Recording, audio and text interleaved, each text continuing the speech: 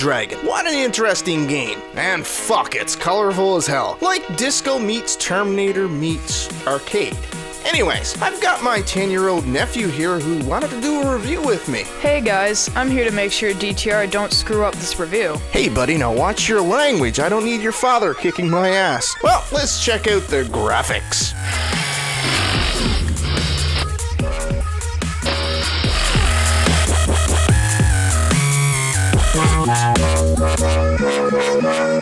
I initially wanted to play this game on PC, but I'm not home right now, so this is going to have to do. It's on the PS3. Graphically, the game is full of color, and I think the theme here is neon? You can tell the game was rushed in regards to level design and textures. It's nothing like Far Cry if you're wondering. It's just a game based off its engine. The frame rate tends to dip during action scenes. Fog and dust do look good on the plus side. It can hide any blemishes in textures or the scene. It's not a AAA game, but it's not meant to be. Think of it like this. You go to a restaurant and order spinach and grapes. The appetizer they bring you while you wait on your main course is strawberry cake. Nothing wrong with that, is it? You get what I'm saying? It don't look that bad. Let's check out the sound.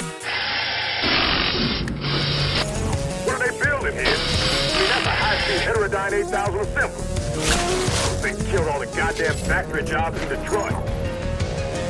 Disco with a taste of dubstep. What an interesting combo, but it works. It gives you this 80s feel if you grew up then. 1980? Man, you're an old fart. Dude, do you want to be in this review? Yeah? Well, shut the fuck up. Anyway, sound is definitely catered to how the game was designed, and because this special effort was made sound-wise, the game stands out. It's very interesting. The voice acting is also edited to sound digital. Ubisoft had a clear idea when they started this game, and to be honest, it's pretty fucking sweet. Let's move on to distinctiveness.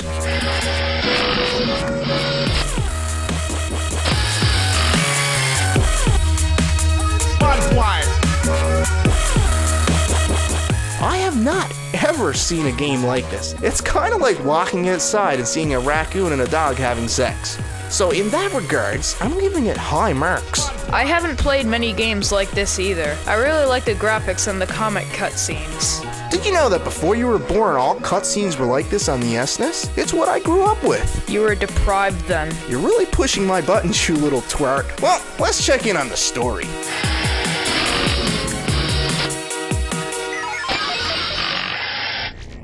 HUD rebooting. Stand by. They're back online, Colonel. Thank you, darling. That's Dr. Darling. Dr. Elizabeth Veronica Darling.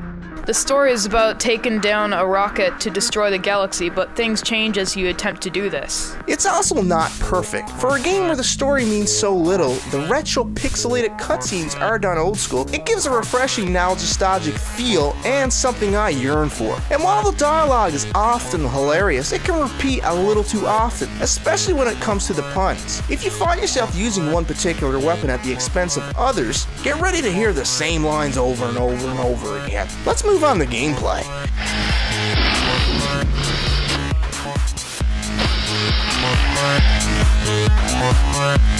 It's like Far Cry, just different. Shooting is phenomenal, and you won't want to put down the game. You gain XP, which can level you up, but they have it pretty simple. It's kind of like old school Final Fantasy, where your character has predetermined abilities, which are unlocked as you level your character. Your health bar and whatnot will grow with levels over time as well. There is a stealth element in the game as well. Crouching will keep you quiet as you sneak around, and you can also do stealth kills, which is pretty cool. You'll also be able to loot enemies as you kill them, which will give you items and money. Now, the weapons have changed and are not like Far Cry's. Neon lights are on everything, including dinosaurs. It's different looking, and it gives you this fantasy kind of feel. The game will give you quests to do, which is like Far Cry, and you'll have to do them to progress. And I kinda like the animals or dinosaurs. There's a part in the game where these dragon-like things go apeshit on the enemy. You have to lure them into this fort for this to happen, but it's a pretty neat add-on. You'll also pick up money, which can be used to buy guns and ammo, and on that side note, you can also unlock attachments to your weapons by doing quests. Though the game seems small, it's actually rather big. How about we move on to fun? You're getting brazen there, young Padawan, but you're right. Let's move on to fun.